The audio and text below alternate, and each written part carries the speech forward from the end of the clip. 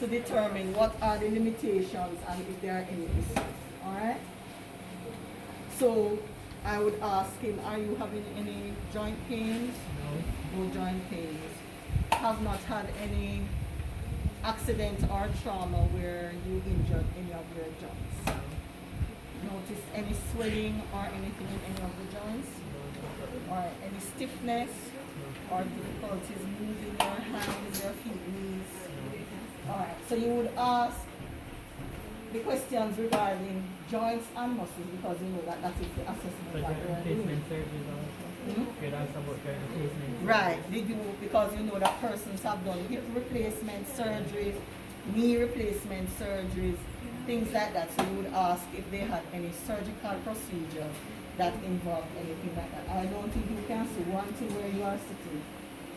I tell you guys that we don't sit in the lab, you know. It's only because while there are tables and chairs in here. Alright, but then you have to ask the person who is near you to adjust because I'm sure you can't see. Alright. So if you remember in the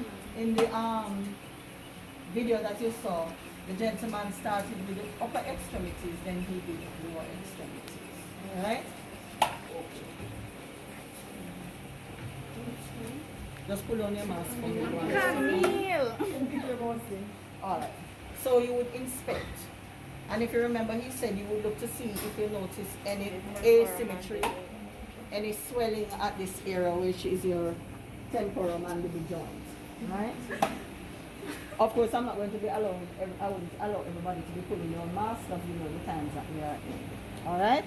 And then we would ask, so we're looking for swelling. We're looking for any redness over the skin that could signify that there is inflammation, right? Or he could have had a fracture. And his jaws are wired, so it would look a particular way, maybe swollen, black and blue, whatever, so we look at that. Then I'm going to ask him, then after I inspect, I would palpate this area to see if I feel any abnormalities. Then I'm going to ask him quickly to do some things for me. So you're going to move your lower jaw from side to side. Right. And you're going to open and close your mouth. And as I said, you would listen as well, right? And you palpate. While he would be doing that, you can put on your mask. Because what happens is that you can feel the smooth movement. If you do it on, you can do it on yourself. If you put your fingers there and you move your mouth up and down, right, you can feel the bone sliding smoothly over. So if the person is having problems, they might tell you that you ever yawn and you hear that something go crack, right, and persons have been known that happened to me. to have the jaw slip out because of yawning. Yeah, excess. You know, And then you feel a sometimes pain in the we get ears. carried away with the process. You get carried away with the process, and as a result, you yawn too wide and the jaw slip out. So you have to be careful of these things. Alright, so as I said, you palpate, and I asked him to move the lower jaw from side to side and open his mouth. And what you're looking is for free movement, patient not complaining that they are having any pain or difficulty, or you're not hearing any additional sounds that would, some loud cracking sounds that would tell you that there are issues with the joints, right? The next thing that we're going to go to is the neck. Could you stand for me, please? And turn your back towards me. So if you remember, I said that the shape of the neck is concave. So if you see any bulging, it would mean that there might be some issue with the vertebrae, all right? But normally, the cervical area is concave.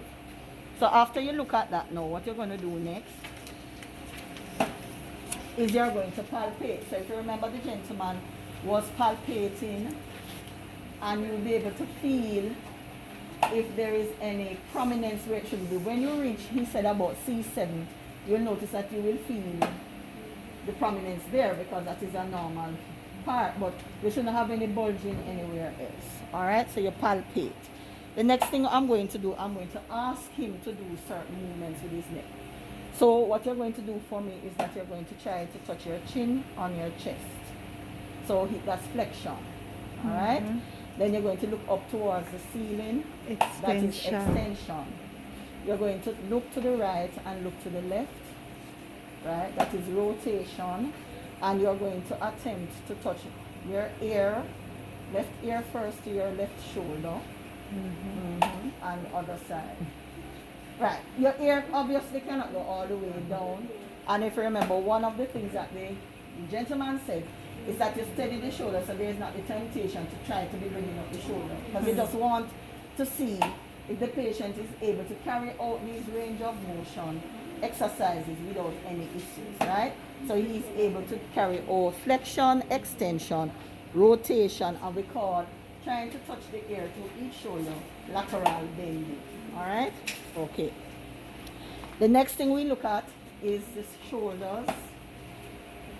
And if you remember, as I said, you look for swelling in these areas, right? You look for any deformity. The person could have had an accident and fractured the shoulder here, right? You look for any, you look at the skin. Is there any sign of redness? That would tell you that there is some maybe inflammation, all right? And so you're looking at the shoulders here. So you're looking for symmetry too. Does it look like it is similar, or does it look like one side is bulging and the other side looks a little lower? That would tell you that quite possibly there may have been some injury to one side, all right? So you're looking for symmetry, you're looking for color, you're looking for swelling, and you're looking for masses, because you know you can have masses and nodules anywhere. All right, so after you look for that, then if there's any tenderness, you let me know. So you palpate the bony areas, right, and ask if there's any pain or tenderness. After you palpate, then you are going to ask the patient to do the range of motion. So what you're going to do for me is that you're going to put your hands out in front of you, both of them, right? So that's flexion, and you go right up to the ceiling. Right, so you ask them to move through 180 degrees. You may find, you can put down back your hands, start. You may find that the patient may say to you that they are able to go to a certain point, but especially if you have bursitis or any issue with your shoulder, you may find that the person is unable to carry the shoulders right through to 180 degrees, all right? Then you're going to ask to extend, so you're going to put your hands behind you, right?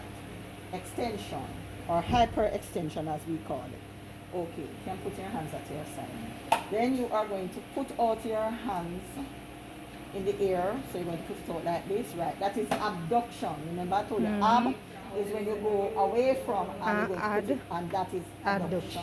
Alright? After you have done that, then internal rotation. Internal rotation, you're going to clasp your hands behind your back. Right. Put it right. So that is internal rotation. When you put your hands behind your back like that, you are internally rotating the shoulder. You're going to put both hands behind the back of your head. Clasp both hands like this. Right. So that is external rotation. Alright? So remember now, internal is when you put your hands behind your back. External is when you put your hands behind your head. Alright. You can put down your hands for me. The next area we're going to be looking at is the elbow. Now from your anatomy, this is the olecranon process. And these are the epicondyles on either side. So you look at the area, does it look like there is additional bulging to say that there is a mass? Same principle, we're looking at the skin. Does it look red? Does it look swollen? Alright? As if there is any issues to the area. So we inspect all of that. Then the next thing we're going to do is we're going to palpate. So we palpate the olecranon process and the epicondyle processes. And you would ask if there is pain or tenderness when you do that. Alright? And of course, you know, we do it for both hands. But for time's sake, I'm just using one hand today. But you would do it for both hands, because it could be that he has nothing happening with this hand, but the other hand he has issues. Alright. So you are going to put your hand up towards your shoulder. So that is flexion. You're going to put it straight out. That is extension. Then you have supination. You're going to put your hand up towards the ceiling. So bend your elbow. bend your elbow like this, and you're going to put your palms up, that's supination. Put your palms down, that's pronation. Okay? And if you remember in your head, when you talk about Supine is lying face up. and the prone, right? Yes, So it is that. So supine, and we always say soup is like it's in a bowl. So supination. So you ask the patient to bend the elbow, bend the hand at the elbows, and then they do supination and pronation. So what it does is that you're watching the movement of the elbow, and the patient is not complaining of any pain or tenderness. So if the patient said to me that they were having issues with the elbow, then I would specifically focus there, ask them to flex, if they can extend, and see how well they will be able to do these activities. The next area that we would be looking at are the wrists. So you look at the bones of the wrist. Does the same thing as I said. Does the skin look like it is red?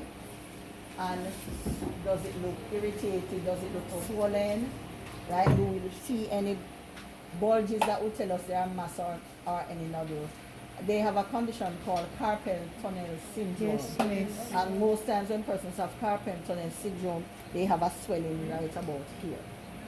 They say excess writing can cause you to have having your hand in a certain position for a long time.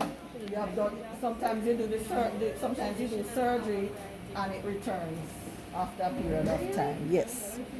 So you look at the wrist, and as I said, you look for the size, and you look, do they look, and it's the same thing, do they look symmetrical, or do you notice that one looks larger than the other? That would maybe tell you that there is some injury to that one. So after you finish doing that now, you're going to ask them to flex and extend. So what you're going to do for me is to put your hands out in front of you, point your fingers down towards the floor. So that's flexion. Point them towards the ceiling, that's extension. Then you're going to do radial deviation. So you're going to put your hand like this, and you're going to go like that. So that's radial deviation, and this is ulnar deviation, right? And remember radius, radial pulse, so you use all these things to remind you. So when you ask for radial deviation, it just means that you twist the wrist like that inwards, and when you ask for ulnar deviation, it is twisting the wrist outside. And is there smooth movement, or again, is the patient complaining that when they attempt to do it, there is tenderness or pain, so that you would know that in the wrist there is some issue. All right. Then you look at the hands and the fingers, right? And if you notice, you look at each finger, and if you remember when you were watching the video, when it came on, and we look at the same thing, is there areas of redness? Is there swelling, right? Do we see any muscles or nodules in any of the fingers? And then, if you remember when he was palpating, he went to each joint, right? So, here and up here, because you're trying to feel, is there any abnormal bulging? Am I feeling any masses? And you do it for each of the fingers, right? And as I said, you do the same thing for both hands. When you have done that, now you're going to ask them to, so what you're going to do with the fingers, you kind of grip them, right? Release them for me. You're going to spread out your fingers, right? And if you remember, the thumb is treated as a separate entity, right? So when you are looking at the thumb and you want movement, you would ask the patient to put the thumb, so you're going to put the thumb close to this finger, right? And put it above. So you are looking at the free movement of the thumb, if there's any issues with the patient moving their thumbs, right? So it moves easily away from the other fingers and it moves towards the fingers. All right. The next area that we are looking at, according to your paper, is the hips. And if you remember, we are looking at symmetry, right? So we need to keep our anatomy in mind. What is here? What are these two wide bones here called? Hip bone.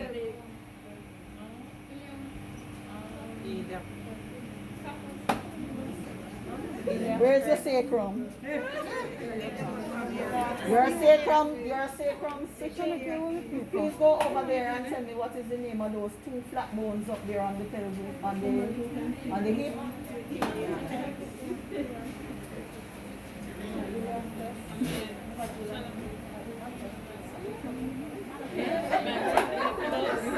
And I'm not going to tell you. I am not going to tell you. What is this area called? The iliac crest.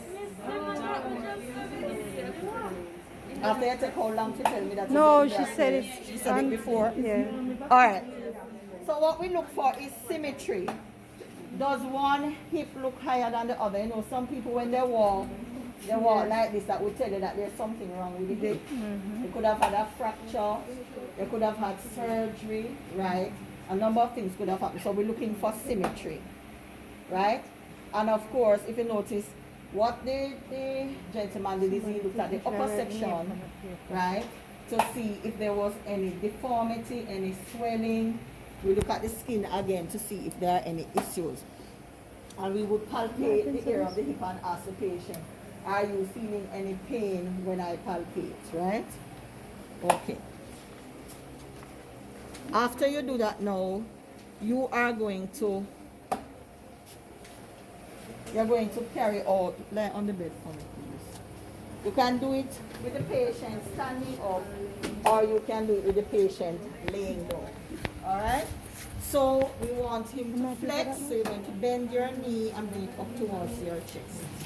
Right, that is flexion. Alright.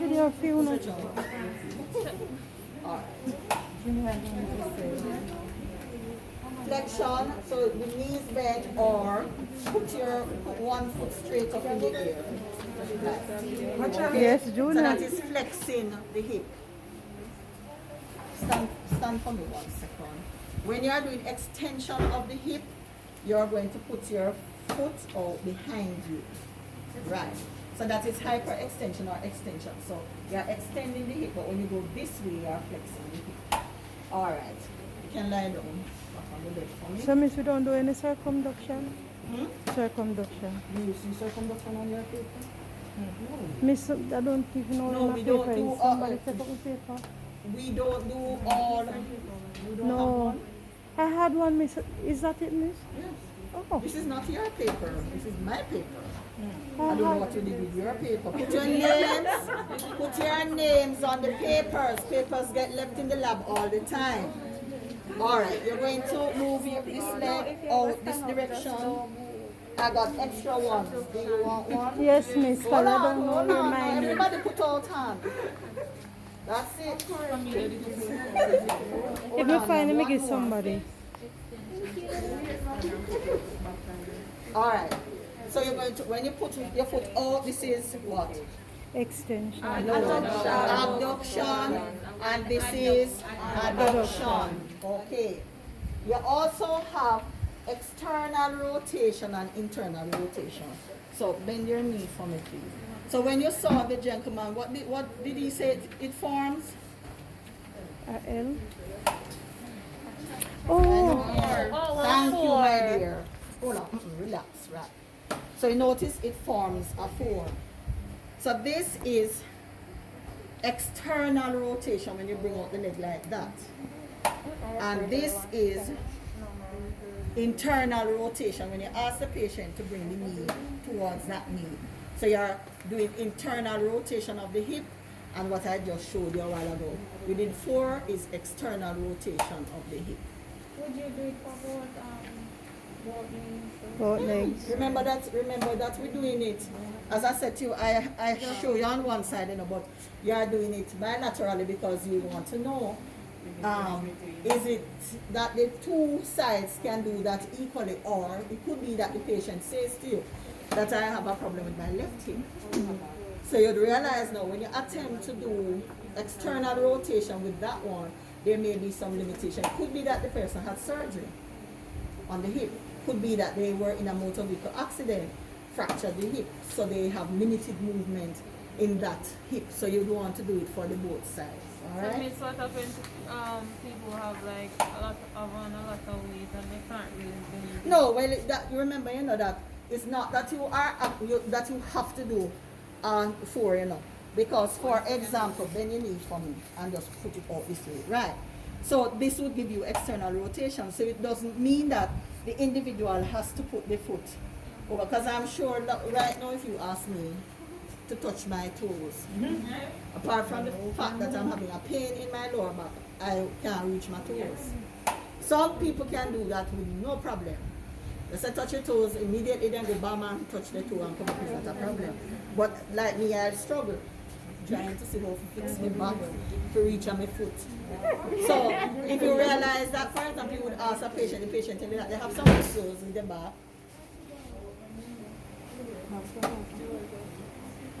Where the patient tells you that they are having some issues with their back, you would just want to know how well they are able to flex and extend. So of course you want to force the issue. So if the person is bending and says to you, I cannot go any further than here, then you would understand that they have some limitations in the spine, the lower spine, based on whatever. So if, for example, Mr. Ramsuk had a problem with his hip, and I said to him, all right, do external rotation, and he's attempting to bring up that knee up here, and he can't do it, then I would understand that there is limitation of the left hip, and so I would not force the issue, because I understand that there is a problem with his hip. All right. So after you have done the hip, then we're going to do the knee. So I'm just going to ask you to swing and bring your feet off the bed. So you look at both knees. If you remember what the gentleman was saying, so you look at both knees. Most times if people have excess fluid, because some persons have swelling, so you can see. So you're looking at the patella, you're looking at the area, these grooves beside the patella, do they look puffy as if there is swelling? We're looking at the skin. Does it look red and inflamed as if there is an issue? And can we see an obvious mass? Because sometimes you might have a mass on one of the patellas and you can easily see it by observation. So we observe first, right? And then of course, you know, after observation comes palpation. So you would palpate the patella itself, you would palpate the grooves at the side, and remember even the muscles along these areas you would palpate and see if the patient complains that there is any tenderness. All right, then you're going to ask the patient to do a number of things. So Yes. I'm going to ask you to stand for me. You don't have to palpate for temperature. Temperature. Most times if you put your hand on it and it feels warm to you, then of course you know you would use the dorsum of your hand. So for example, if I'm palpating and the area to me looks red and the patient is complaining of pain, then naturally I would use the dorsum of my hand and check the temperature and see, is it that the area feels warmer than maybe the next side, right? All right, so I'm going to ask you to bring your knee up. Yeah, you can just bring it up. So just flex it, right? Then straighten it, extension. All right? You can do it on the bed. All right, so you look for flexion and extension. Sit on the bed for me. So, of course, we look at his ankles, and we look at the bony prominences. Does the area around it look swollen? I remember when we palpate for edema, we normally do it around the bony areas as well. So you will be able to see if there is swelling, if the skin looks red, does there look like there is a mass or anything. Same principle, right?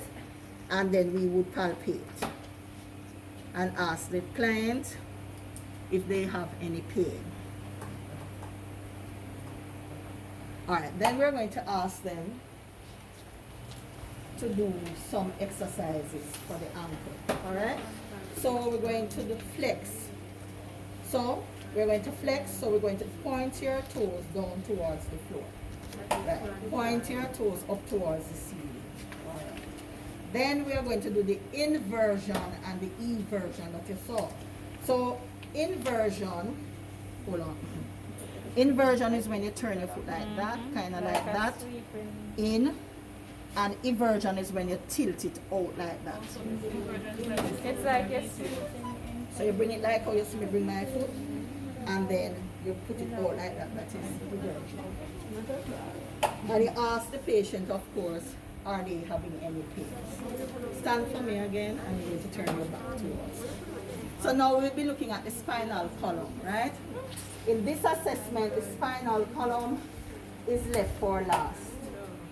So we would look, does the vertebrae look like it's in alignment? And of course we understand that this is the time when we would see scoliosis, lordosis, or kyphosis, right? Because you'll be able to see, is there an abnormal curve of the spine and any abnormalities, and it doesn't look like it is in alignment, right? So you would have picked up that, and even the way the patient stands would tell you if there is an issue with the spine, all right? And of course, if you notice in the video, after you inspect, he palpated all along, because you want to palpate and see, am I feeling any abnormal bulge? And also, does the patient complain of tenderness? Some people have a slip disc, right? And they have pain.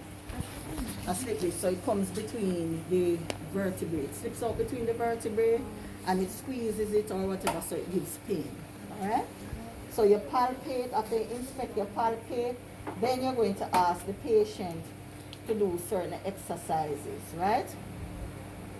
So, keep standing like that. So, you're going to put your back this direction. Go back, right? Okay, extension, go forward.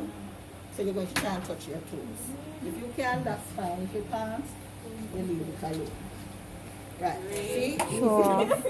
Alright, rotation, you steady the hip, and you're going to move this part of the body towards the right and then towards the left.